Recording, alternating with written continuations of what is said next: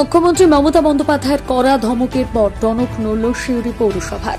দীর্ঘদিন ধরে জবরদখল হয়ে থাকা রাস্তার জবরদখল মুক্ত করতে উদ্যোগী হল পৌরসভা। এই উচ্ছেদ অভিযানে যাতে কোনো রকম বাধার সৃষ্টি না হয় তার জন্য মোতায়েন করা হয়েছে সিউড়ি থানার বিশাল পুলিশ বাহিনী।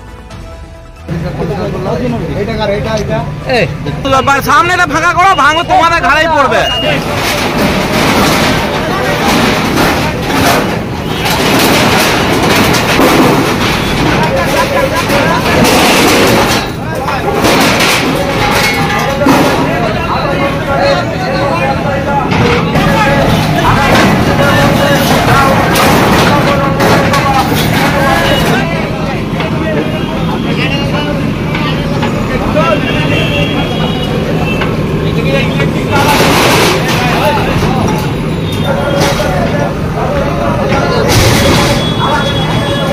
সুমন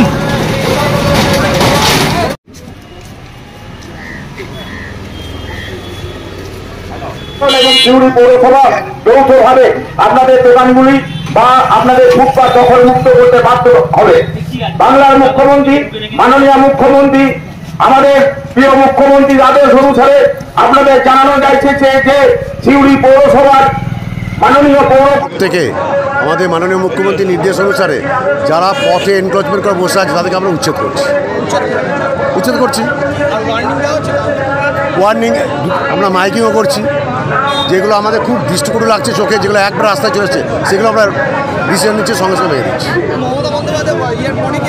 না না, আমাদের দিদি আমাদের যেটা বলেছে যারা পথে রাস্তা এনক্রোচমেন্ট তাদের জন্য, সবার জন্য নয়।